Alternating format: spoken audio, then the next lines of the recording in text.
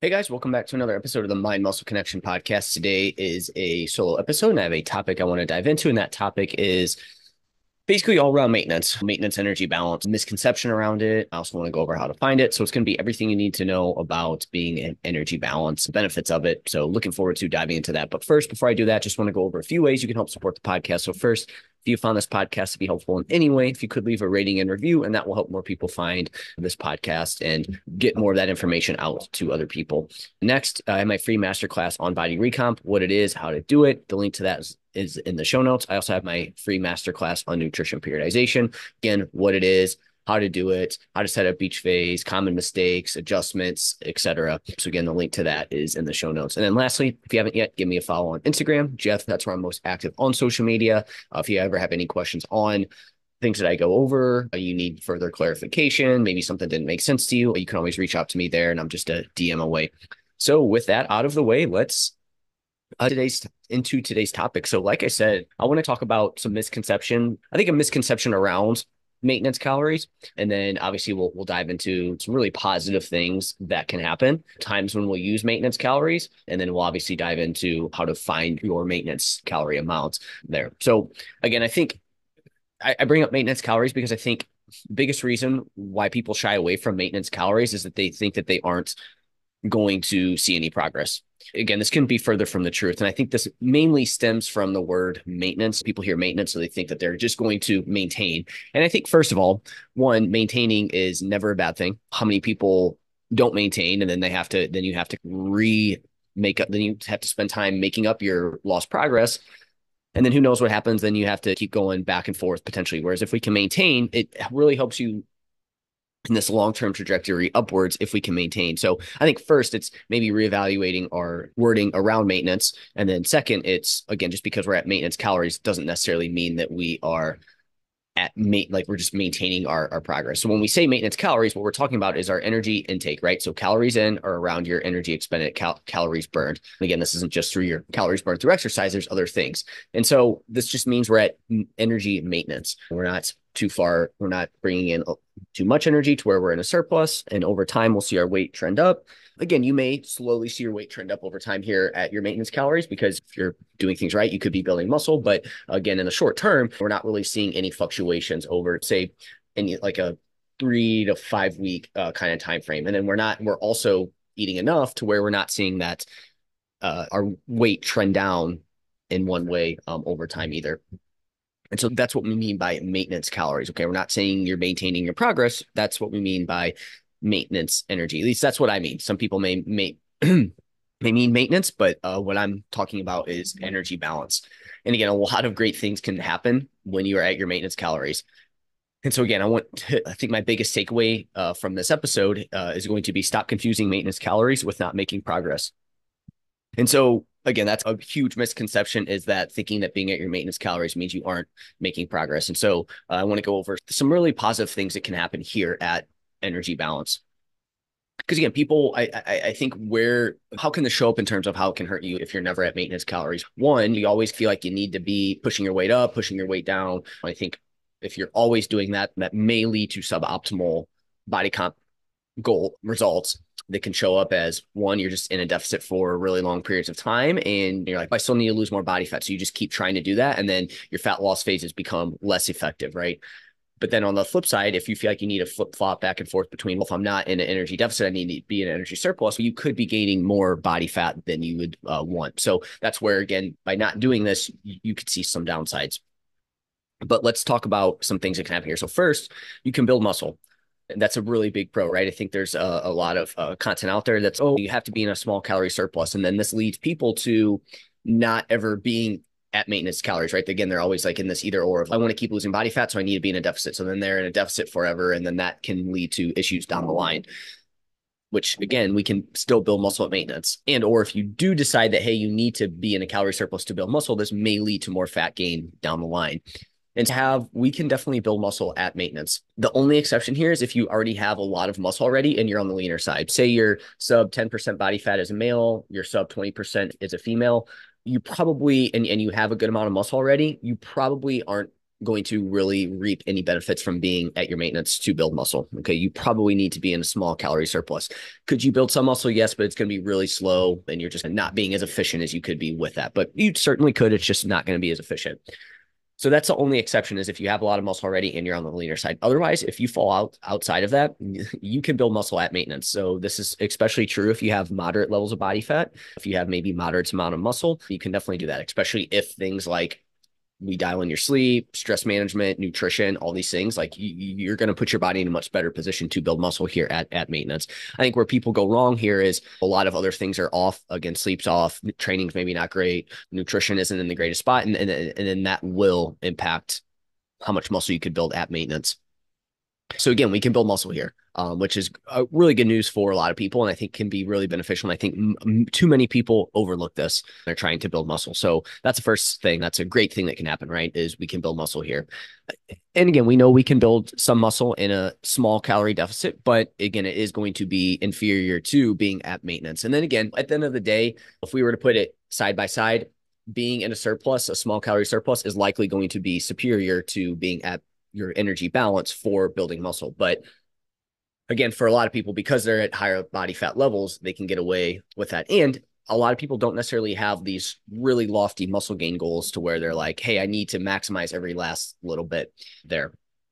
Next, your body feels best here at your energy balance. This is going to support hormonal balance. It's going to support efficient nutrient utilization and overall metabolic health. And this is going to lead to an improved body comp here. What I mean by that is this is where your body feels safe, right? It's all right. It's getting enough energy to be firing on all cylinders, right? This is a safe place to be here. If if you get your blood work done and maybe there's something wrong with your lab work, I think being in a surplus maintenance can be a safe place to be. Now, this is context dependent. If you're somebody who's been fat loss dieting for extended periods of time, which we'll talk about here in a little bit, you probably would be, sorry, again, you would, that proves my point. Sorry, I'm getting off track here. You'd be best served at being at maintenance calories, right? And I guess even if you were somebody who is in a surplus for a while, getting to your maintenance calories would be better than being a surplus. However, if you're very overweight, probably getting that weight down and dropping some weight and body fat is going to be best for how your body feels, but you just wouldn't want to stay there for extended periods of time. So hopefully that makes sense. But if for some people it's hard to get into a deficit, and you've been in a surplus, maybe not on purpose, on accident, right? You've been gaining weight over the years. I do think getting at maintenance is still going to put your body, it is going to put your body in a better position overall than if you were to continue to be in a calorie surplus. But for everybody else, again, if you've been in a deficit for an extended period of time, getting back to maintenance is going to be great from, again, your hormonal balance, efficient nutrient utilization, and just overall metabolic health. And just, we'll talk about this digestion as well too. You're going to be in a much better spot here as well. So again, we can take this from, if you've been in a deficit, you're going to see things like potentially testosterone improve by going back to maintenance. You're going to just feel better overall, more energy. You're going to improve your, again, gut health. Like I said, you're also going to improve things like thyroid as well. And then for women out there, you're going to start to balance out your hormones better, right? And that kind of the right ratio of progesterone to estrogen to testosterone as well too. So again, a big benefit there. But like I said, if you're somebody who maybe you've been in a surplus on purpose, like you're trying to gain weight, again, I think getting out of that surplus and going back to maintenance, again, the longer you're there, things like, for example, insulin resistance are going to decrease the longer you're in that calorie surplus. So by dropping back, you can start to improve that as well.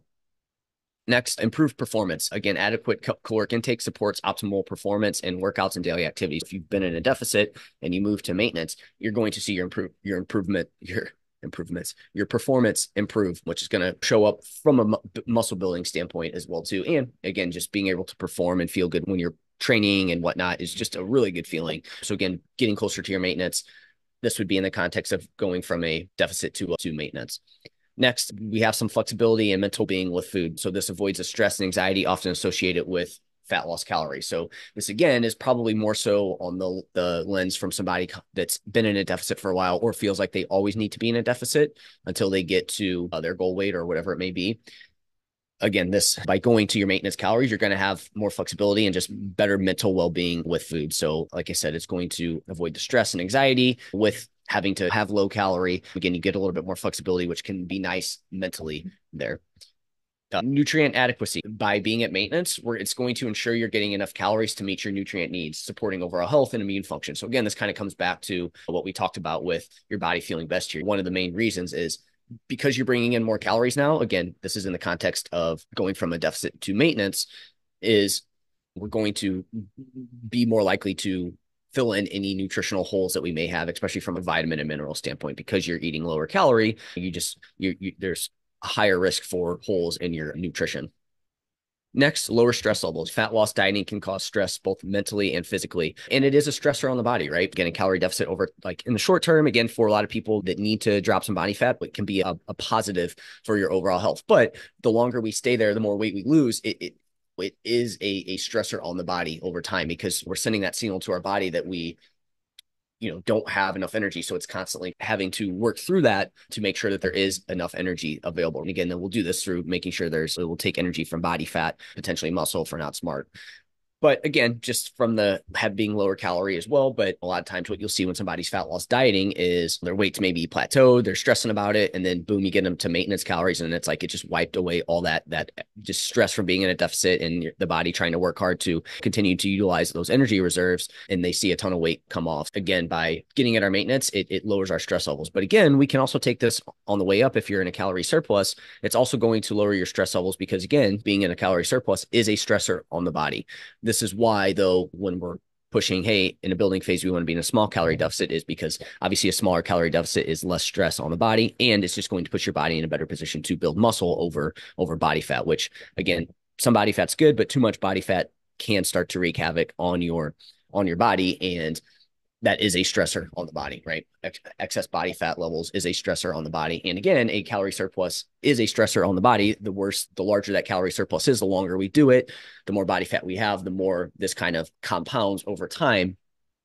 So it's not like you just go into a calorie surplus and it's, oh crap, this is a huge stressor on my body. Is it a stressor? Probably a little bit, but it's not anything that's like going to be detrimental in the short term and at the appropriate rates. But as we do that longer and more weight, and the quicker we do it, the more it becomes a stressor on the body. So again, getting at your maintenance calories puts your body in that kind of homeostasis from an energy balance standpoint, and that can lower some stress.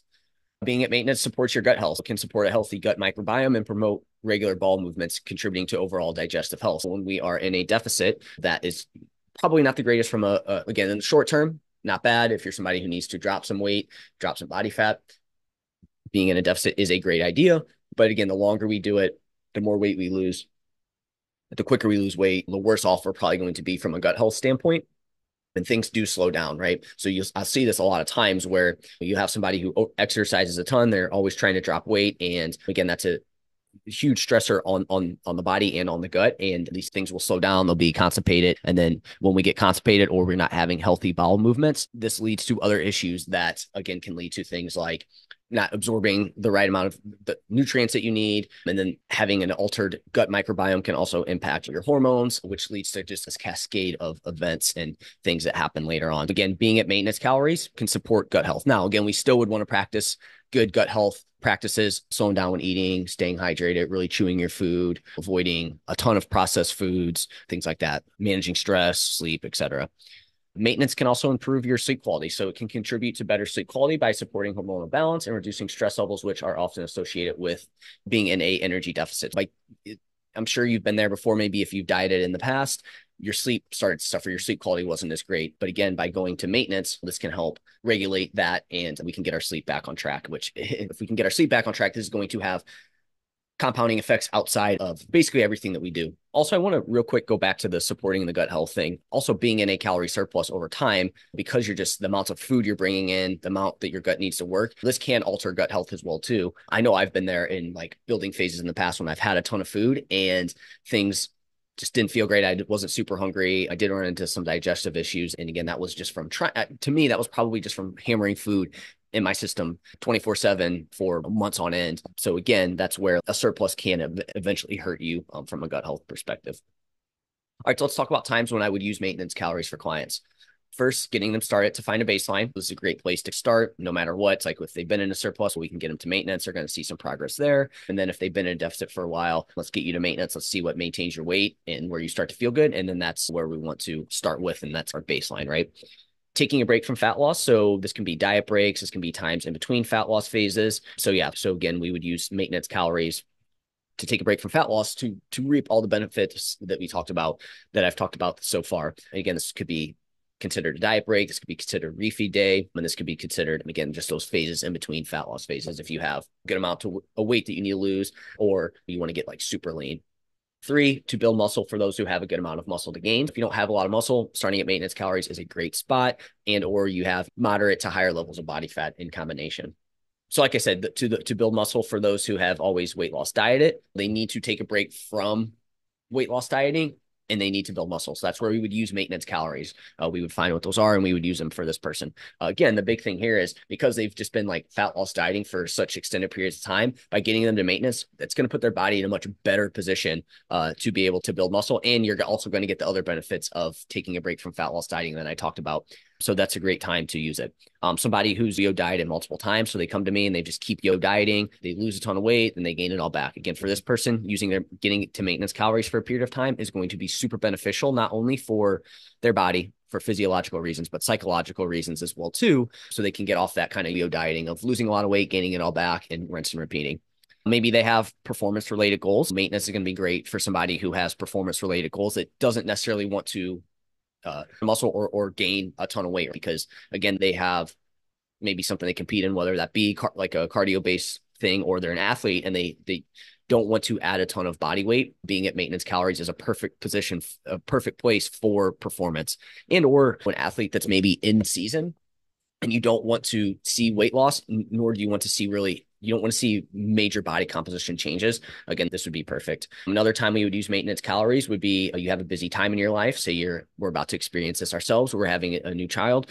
Probably don't want to be in a surplus or in deficit during those periods of time. It's just not a great time for body composition change. You just need to hold on to what you have, and maintenance calories is the best place to be, right? Because it's also going to support everything else that we talked about. So again, a busy time in your life, job change, anything else that you have going on, maybe a super stressful time during work, etc.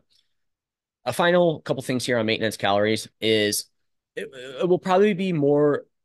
I see. Okay, so your weight's probably going to be more of a range than an exact number. Okay, so your maintenance range isn't going to be exactly like 168 pounds, right? So what I would hate for people to do with this would be like, okay, so I weighed in at 165.4, and now I have to be exactly at 165.4 every single day, or I'm not at maintenance calories and need to make an adjustment. And that's not the case. It's probably a range of, so let's say your maintenance weight is 168. The range that we probably want to be in is like anywhere from like 165 to 171. Any short-term fluctuations are probably water weight. We want to look at longer trends. So we probably want to keep our weight within 2.5%. That's a good rule of thumb. If you start to see trends where you're at 168 and then all of a sudden it's like 169, then 170, then 172, it's okay. You're probably in a surplus. You need to dial back. But again, if that's one day you weigh in, you're at 168, the next day you're at 170, that's not 2-pound increase, and you need to decrease what you're eating. You just need to pay attention to it, but it's probably more of a water weight fluctuation type thing. So again, that maintenance weight is more of a range. And then the maintenance calories aren't an exact number either, right? So again, you'll commonly get this from an online calculator where it's like your maintenance calories are 2,841. It's okay. It's probably somewhere between 25 to 2,800 is that range. Again, the higher you go, you might be pushing a very small surplus, which again, to me, still fairly close to maintenance, but I guess technically speaking, it wouldn't be. And then you probably have a range where you're a little bit closer to a deficit, but it's the further away you go, one way or the other, the more you'll start to see that. But again, don't think that it's like, oh crap, it says my maintenance calories are 2464 and I did 2475 in a surplus. This is not good. Again, that's not necessarily the case. Let's say it gave you 2464 and you find that is very close to your maintenance calories. Once you get to say 26, 27, 2800, it's okay. Now you're probably starting to push closer to a surplus there at that point. And if you do that continuously, that is going to add up. If you do it 1 or 2 days, it's no big deal. Again, that's where we would just look at our weight range there with that. All right, so let's lastly go into how to find your maintenance calories. So first, you're not going to find it in less than 2 to 3 weeks. This is going to be some trial and error. It's probably going to take at least 3 to 4 weeks or more. And again, like I said, it's going to be some trial and error. So like we talked about, maintenance, it's not an exact weight number. It's a range. Your maintenance calories are likely not an exact number. It's probably on a gradient scale here where, again, the further away you get from maybe what that number is, the more you're going to start to see change over time. All right, so how do we find our maintenance calories? Personally, I like to just use a calculator to get within the ballpark. So you can use any calculator, get you in the ballpark, and then you have to adjust from there. You can also multiply your weight by, say, anywhere from 13 to 17, and then that's where you can get those maintenance calorie numbers. From there, you're going to track your calories, steps, and body weight. You're going to take your average weight for each week. You do this for 2 to 3 weeks and see where your average weight trends. Ideally, you would take a minimum of 3 weigh-ins under the same conditions. Ideally, it would be pre-food, post-bathroom, pre-water as well too, first thing in the morning. And then we're going to take the average of those 3 weigh-ins for the week and see where it's trending. If your weight shows a trend in one direction over 2 to 3 weeks, then you can potentially make an adjustment, right? So let's do a weight gain example. Week 1, average weight is 168. Week 2, average weight is 168.6. Week 3, average weight is 169.1. In this scenario, you may, I'm not saying for sure, you may be in a small surplus. You can either, one, decrease your calories by 2.5 to 5% and or make a small increase in steps, or check to see if you're accidentally eating more calories than you think tracked. I probably would start with that second thing first, seeing if you're actually maybe eating a little bit more calories than you think, and then do that for another week or two. And if it's still seeing that small trend, then you can probably decrease your calories by 2.5 to 5% or make a small increase in movement. However, you may just keep things the same as you may be increasing water weight slightly. If after 2 to 3 more weeks of this, you still continue to trend upwards, then you probably should make a change from listed above. Let's say now we do the opposite example, right? So this is a weight loss example. You're week 1 at 168 average, week 2, you're at 167.5, week 3, 167.1 average. Again, in this scenario, you may be in a small deficit. The same thing would happen here. Are you potentially eating fewer calories than you think? You may need to look over that and see if there's an adjustment you need to make. Or if that's not the case, which again, I highly suggest not just skipping over that, really looking into that, then you would increase your calories by 2.5 to 5% and or make a small decrease in your overall movement. And as always, you could always just keep things the same for another week or two, as it could just be a water weight thing going on. But if after 2 to 3 more weeks of that, you still continue to trend downwards, then you should make an adjustment to add more food in at that point. So let's do an up and down example. Week 1, we're at 168. Week 2, we're at 169. Week 3, you're at 167, right? In this case, you're most likely close to your maintenance calories. You can push up your calories a bit more if you want to test it, or you can increase your steps a bit more and also push up your calories if that is something you want to do to test out. So really you have options here at this point. You can keep it the same because you're likely at maintenance because we're in that range that we talked about. There's no clear trend up or down. It's just bouncing back and forth. Again, that's a sign that you're probably at maintenance and it's a water weight thing going on. But again, you have the option to potentially push your calories up a bit more if you want to. So that's the first thing. You can push your calories up a bit more just to, hey, test it out. See, hey, can I maybe eke out a little bit more here of being at maintenance? Maybe my maintenance calories are a bit higher. Or you can increase your steps a bit more too, and for sure increase your calories, right? Because that was like a thing where you can offset that potential surplus by adding in more steps. And so now you can move a little bit more, but you can also eat a little bit more calories. So that really just depends on the time commitment if you want to do it. And then you also potentially get a little bit more flexibility with food. So once you show some stabilization, you have found your maintenance calories. You can now use these to determine where to go for calorie surplus or calorie deficit if you wish. And if you have an idea of where you need to return when finished with a surplus or deficit, right? So now you know that, okay, hey, if I want to, I have my baseline, now I can start to decrease some calories. I can get closer to an energy deficit or a surplus. And then lastly, if you do that, you do go to a surplus for a little bit or you go to a deficit, now you know where you can return to. You have a general idea. Again, it could change slightly, but you at least have a much better idea of where that's at. And over time, as you add more muscle and or improve your habits, you may see a small change in your maintenance calories. Again, probably not going to be anything like 1,000 calorie difference. We're talking maybe a few 100 calorie difference here. So yeah, but again, it's not going to be the change isn't going to be so drastic that you'll have no idea where it's at. You'll still have a good idea of where it's at. To sum this up, you aren't going to find your maintenance calories overnight. It's going to take some trial and error on your part. You might get lucky and find it within 2 to 3 weeks. Maybe that calorie calculator was super accurate for you, but the chances of that happening are, I would say 50-50. I don't have an exact number, but I would just say it's 50-50 and probably more likely that it's probably within a range, but it's not the exact number, right? So again, that's why I'm saying it gets you within the ballpark. And then from there, you have to change it. Or it may take you up to 4 to 8 weeks to find this. The less consistent you are, the less consistent you are with your tracking methods, the less consistent you are with what you do from day to day. This is going to be something that is going to impact it. So this is why we need to take averages, because it's really hard for people to do the exact same thing day after day. So again, that's why we want to look at average weight. That's why we want to look at average movement. But also at the same token, if you're also 1 week exercising 2 times and then exercising 6 times, if you're also tracking really consistently for 1 week, then not tracking consistently, that's going to add in a lot of variability into it. And it could take longer for you to actually find your maintenance calories and what that kind of range is for you.